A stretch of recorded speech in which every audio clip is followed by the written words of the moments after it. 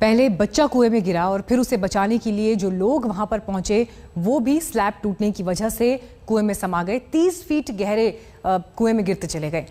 बच्चे की मां का रो रो कर बुरा हाल है। कुछ नहीं करो, हम कह रहे कुआं खाली कराओ। मेरा बेटा है, खोद मेरा बेटा, मेरा बेटा कहाँ गया? सब रात हो गई, ठंडी ना कुछ नहीं करो। सब रात से तो गजू भी कर डाल दे। पाताल में से तक हेड़ कर ले आते अबे तक तो पुलिस देख में काले लगी अकेली। कुआं में बच्चा गिर गया, उसे निकालने की जगह कुआं पटाया जाता है क्या? समंदर रहने का, समंदर में कम से कम 15 जने एक कुआं के अंदर, 15-30 जने निकलेंगे आराम से। कुछ नहीं करो, हम कह रहे कुआं खाली कराओ। मेरा बेटा है, खोद मेरा बेटा, मेरा बेटा कहाँ गया? सब रात हो गई, ठंडी ना कुछ नहीं करो। सब रात से तो गजू भी कर डाल दे। पाताल में से तक हेड़ कर ले आते अबे तक तो पुलिस देख में काले लगी अकेली। कुआं में बच्चा गिर गया, उसे निकालने की जगह कुआं पटाया जाता है क्या? समंदर रहने का, समंदर में कम से कम 15 जने एक कुआं के अंदर, 15-30 जने निकलेंगे आराम से। मां के दुख की, परिवार के दुख की तो कोई सीमा नहीं, लेकिन इस बीच विदिशा के एसपी खुद मौके पर मौजूद हैं। रेस्क्यू को लेकर उन्होंने जानकारी दी। जिसे हम पूछते हैं, एक बिल्कुल अलग तस्वीर आमतौर पर हम देखते हैं, वर्दी बिल्कुल साफ सुथरी होती है, लेकिन आज पूरी तरीके से आप लोग खुद सने हुए हैं। लंबा ऑपरेशन, बहुत कठिन ऑपरेशन है ये।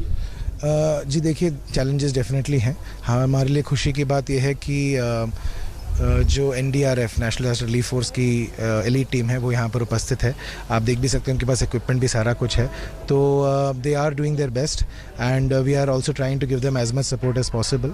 तो पुलिस और प्रशासन की तरफ से मैक्सिमम सपोर्ट हम दे रहे हैं उनको, और हमारा प्राइमरी ऑब्जेक्टिव एज पुलिस ये है कि इनको एवेन्यू दिया जाए जिससे ये सबसे ज़्यादा रेस्क्यू इफेक्टिवली कर सकें। और इसके लिए हमने ज़रूर एक कॉर्डन बनाया है जिससे रिलीफ ऑपरेशन में कोई इंटरप्शन ना हो, कोई अवरोध ना आए। तो उसको मेंटेन करना हमारे लिए प्राथमिकता है और हम लगातार इसमें प्रयासरत हैं और आगे भी रहेंगे। अब तक कुल कितने शव बरामद हो गए हैं विनायक जी, और क्या अंदाजा लगाया जा रहा है फंसे और कितने हो सकते हैं? अभी मेरे पास अनफॉर्चुनेटली एग्जैक्ट फिगर्स नहीं है आपके साथ शेयर करने के लिए। What we do know is that when the incident happened, पहले राउंड में कुछ लोग जो है वो रेस्क्यू कर लिए गए थे और उनकी रिकवरी भी हॉस्पिटल में लगातार की जा रही है। हम इंतज़ार कर रहे हैं कि वो स्थिति में हो कि हम उनसे चर्चा करें, तो फिर हम उनके स्टेटमेंट्स के आधार पर और अच्छा से असेस कर पाएँ कौन लोग शामिल थे। साथ ही हमारा डोर टू डोर सर्वे भी लगातार चल रहा है जिसमें कि हम आकलन लगाने की कोशिश करें कौन लोग हादसे में शामिल थे। NDRF ऑल्सो पूरे टोपोग्राफी को असेस करके वो कोशिश कर रही है कि ज़्यादा से ज़्यादा जो है वो हम वाइड स्कोप इसको रखें और किसी भी एस्पेक्ट को मिस ना करें। और इस वक्त हमारे संवाददाता रवीश पाल सिंह घटनास्थल पर मौजूद हैं। रवीश, आप लगातार देख रहे हैं वहाँ पर क्या स्थितियाँ बनी हैं, कोई अपडेट, कोई प्रोग्रेस क्या भी हो पाई है? लोग, कितने लोग अभी भी फंसे हुए हैं वहाँ पर? देखिए मीनाक्षी, रात 3 बजे से आज तक यहाँ मौजूद है और लगातार जो पल पल की जानकारी यहाँ से निकल रही है इस रेस्क्यू ऑपरेशन की, वो हम अपने दर्शकों तक पहुँचा रहे हैं। अब 12 घंटे से ऊपर का समय हो चुका है इस पूरे रेस्क्यू ऑपरेशन को, और अभी भी अगर आप देखें तो अब जैसे दिन निकला है तो अब थोड़ा रेस्क्यू ऑपरेशन तेज हुआ है। रात को थोड़ी समस्या आ रही थी क्योंकि अंधेरा था, हालांकि कुछ लाइटें या फ्लड लाइट्स लगाई जरूर गई थी, लेकिन वो नाकाफी थी और इसलिए थोड़ा धीरे धीरे ऑपरेशन चल रहा था। सबसे बड़ी समस्या ये है कि जो शव यहाँ पे थे उस वक्त उनके ऊपर क्योंकि पत्थर गिर गए थे तो उस वक्त निकालने में उन्हें बड़ी कठिनाई का सामना करना पड़ा NDRF और SDRF को। अगर आप सामने तस्वीरों में देखें तो अभी भी लगातार मशीनें जो हैं 12-14 घंटे से ऊपर का समय हो गया है लगातार बनी हुई हैं। 3 शव अब तक निकाले जा चुके हैं।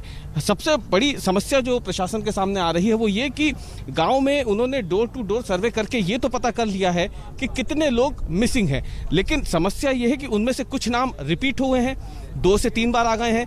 कुछ ऐसे नाम उनमें निकल के सामने आए हैं जो लंबे समय से लापता है, यानी कल शाम से नहीं, वो कोई 1 साल से लापता है, कोई 2 साल से लापता है। तो अभी कितने लोग फिलहाल इस कुएं का ये जो मलबा है, इस गड्ढे के अंदर है, ये फिलहाल एक एग्जैक्ट फिगर जो है वो प्रशासन के पास नहीं है। अलबत्ता प्रशासन ये जरूर मान रहा है कि जिस बच्चे को बचाने के लिए सबसे पहले लोग इस कुएं में पहुंचे थे, उस बच्चे का शव अभी बरामद नहीं हुआ है। 14 साल उसकी उम्र थी, क्योंकि अब उसकी जिंदा रहने की कोई संभावना है भी नहीं।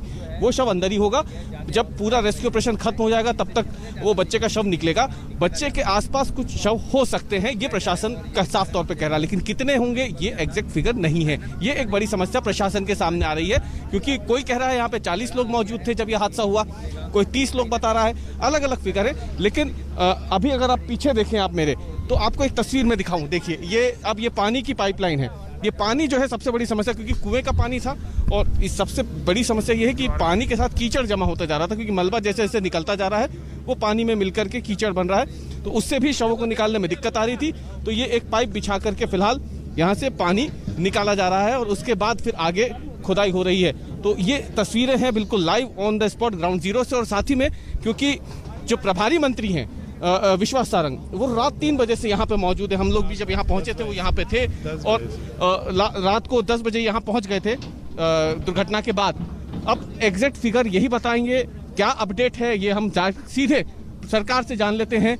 क्या अब स्थितियां हैं? 19 लोगों को सुरक्षित निकाल लिया है, 3 शव अभी तक हमें मिले हैं। रेस्क्यू ऑपरेशन चल रहा है, आप जैसा देख रहे हैं, क्योंकि यहाँ की जो मिट्टी है वो बहुत धंसने वाली प्रवृत्ति की है, तो आप देख रहे हैं कि उसके कारण थोड़ी सी दिक्कत आ रही है। पर ऑपरेशन हमारा तेज़ी से चल रहा है। माननीय मुख्यमंत्री जी ने घोषणा की है कि वो जो भी मृतक हैं उनके परिजनों को 5 लाख रुपए का मुआवजा मिलेगा, जो घायल है उनको 50,000 रुपये, और पूरे जो भी घायल हैं उनका इलाज सरकार की ओर से होगा। अभी माननीय राज्यपाल जी ने भी दूरभाष पर मेरे से बातचीत की और इस पूरे मामले की जानकारी ली। ये कैसे पता चलेगा कि आखिरकार कितने लोग अभी तक इसके अंदर फंसे, क्योंकि ये पता नहीं चला। रेस्क्यू ऑपरेशन पूरा होने के बाद ही संख्या सही सामने आएगी। कितना और चलेगा रेस्क्यू ऑपरेशन, आपको क्या लगता है? देखिए, हम सतह तक नीचे तक पहुंचेंगे जब तक हम चलाएंगे इसको पूरा। फिर भी एक अंदाजन 5 लोग 10 लोग या और ज्यादा हो सकता है? नहीं, देखिए ऐसा अंदाज लगा के बात नहीं की जा सकती, ऑपरेशन के बाद ही बता पाएंगे। 3 शव बरामद हुए अभी तक 3 हुए। तो आप किसी के जिंदा रहने की संभावना आपको अब लगती है? हमने 19 लोगों को सुरक्षित। अब अगर कोई होता है, अब देखिए अभी कुछ कहना मुश्किल है। मुझे लगता है कि हमने 19 लोगों को सुरक्षित बाहर निकाला है और वो हॉस्पिटल में एकदम सुरक्षित है। बुरा हाल है। क्या सरकार की तरफ से किसी ने बात की, परिवार से कोशिश की उनसे बात करने की? जी, परिवार के लोगों से लगातार बातचीत हो रही है। जो यहाँ पे परिवार हैं, क्योंकि उनको यहाँ से सीधे वहाँ ले जाया जा रहा है जहाँ पे शवों को ले गया गया है। उनकी शिनाख्ती के लिए परिवार के लोगों को अभी जो जिला अस्पताल है गंज बासोदा में, वहाँ ले जाया गया है। यहाँ पर फिलहाल परिवार के लोग नहीं है, क्योंकि अभी किसी को पता ही नहीं है कि कितने लोग गायब हैं और कितने लोग इस मलबे के भीतर है। तो अभी सिर्फ एक कयास लगाए जा रहे हैं। तो जिसकी शिनाख्त होती जा रही है, उन परिवारों को यहाँ से जिला अस्पताल ले जाया जा रहा है अंतिम दर्शनों के लिए, और जो कागजी कार्रवाई होती है उसे पूरा करने के लिए। तो 3 शव अब तक निकल गए हैं, उनकी शिनाख्त हो चुकी है।